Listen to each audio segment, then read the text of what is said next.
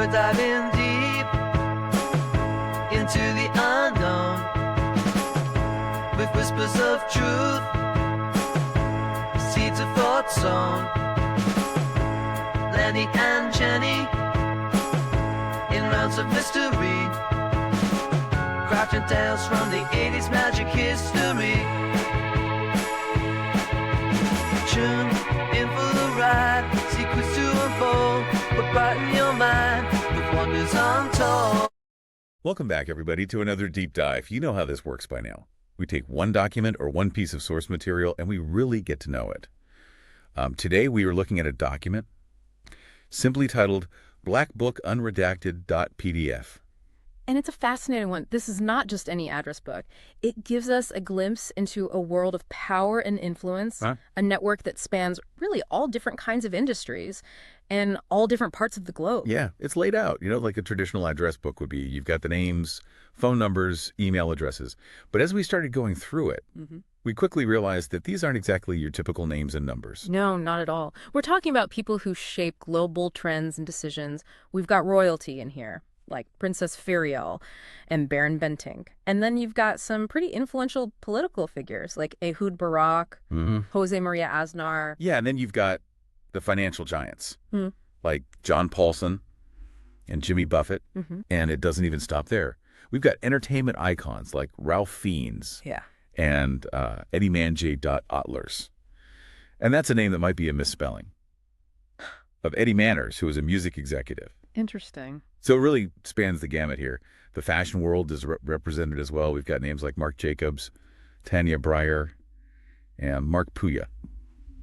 So quite the eclectic mix, right? It really is. It definitely makes you wonder, what could possibly connect such a diverse group of people? Right. What are the common threads that run through this network? And one of the first things that really jumped out at us was the geographic focus. Yeah.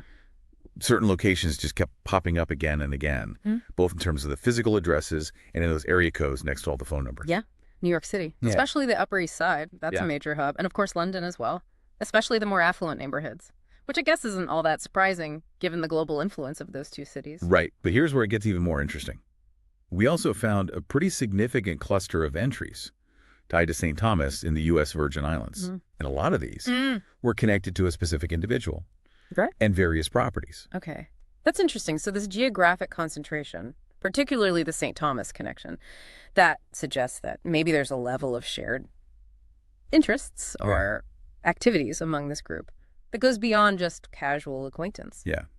What brings them together in these specific locations? And we love to get into the details here. And trust me, there's some really fascinating details in this document. For example, the entry for Mike Lee. This guy has multiple phone numbers. So one is labeled Mike Lee Carr, another one Mike Lee B. And he's got an email address at us.trees.gov. Us.trees.gov. So that definitely suggests some sort of government connection. And the multiple phone numbers might point to a focus on security. Yeah. Who's this Mike Lee, and what does he do? And then there's Jeffrey Epstein. You've probably heard that name before. Oh, yeah. His entry is full of St. Thomas contacts, and some of them have these really interesting labels like JE Line 2 and Guest Mirror S600 back. Guest Mirror S600 back. What do you think that means? I don't know, but it definitely raises some questions about what exactly Epstein's network on the island was like. It seems like a pretty complex web of connections, potentially centered around a private residence or property called Mir. Yeah. We've got this address book, this seemingly random mix of global elites, a geographic focus that just screams exclusive, and then all these little details that hint at something, something more than just casual socializing. Where do we even begin to unpack all of this? Well, I think the key lies in understanding the nature of these connections. Are we looking at purely social links, or are there deeper ties, financial, political, maybe even something else? I think that's where we need to start to really delve deeper in the next part of our deep dive. Definitely.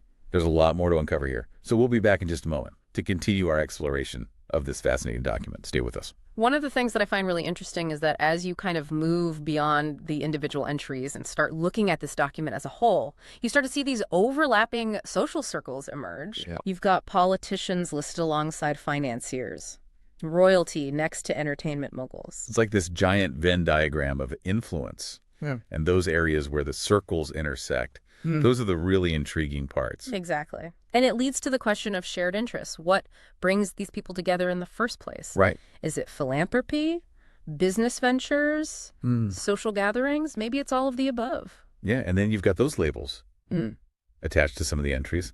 Aspen Club, Island, Security.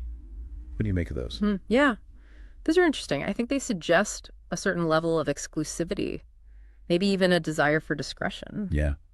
It reminds me of some of the other documents we've looked at, where we've seen similar labeling conventions, often indicating different communication channels or locations associated with specific events or projects. Right. It's important to remember that this document, it's just a snapshot. It's only showing us the connections that were considered important enough to record.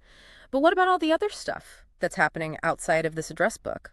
Right. That's what always gets me. It's like we're piecing together a puzzle, but we know there are pieces missing. It makes you think about the broader implications of what we are seeing here. Absolutely. This document really challenges our assumptions about how elite networks operate. It's not just about shared professions. It's about shared interests, shared experiences, and maybe even shared secrets. Yeah. And who knows what other hidden connections and untold stories might exist out there. Right. Beyond these pages. Yeah. It's really fascinating to think about. So this deep dive, it allows us to consider the power dynamics that are at play within these elite circles. How might access to this network be used? What sort of influence can be exerted? These are big questions. You really are. And, I think our listeners have a unique opportunity here. They can take this information and really delve deeper into any of the individuals or locations that pique their interest. Maybe they'll uncover a hidden connection or even a clue that leads them down an entirely unexpected path.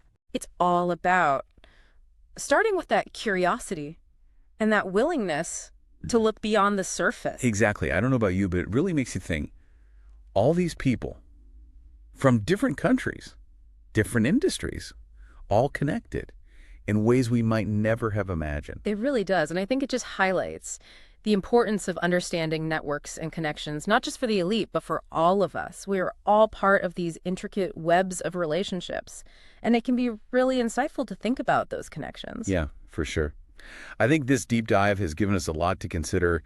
We've seen how a simple address book like this can really unlock a complex world of relationships. Definitely. It raises all these questions about power, about influence, and about the nature of these connections. And it underscores how important it is to think critically, especially when you're dealing with information that seems incomplete or shrouded in mystery. Absolutely. And we've only just scratched the surface here. Who knows what other secrets might be hidden within these pages. That's the thing about these deep dives. It's not about finding all the answers. It's about sparking that curiosity and encouraging further exploration. It's about empowering you, the listener, to draw your own conclusions. That's a great way to put it. So, as you all go about your day today, keep an eye out for those hidden connections. You never know what you might find when you start to connect the dots. Exactly. And until next time, keep diving deep. And stay curious.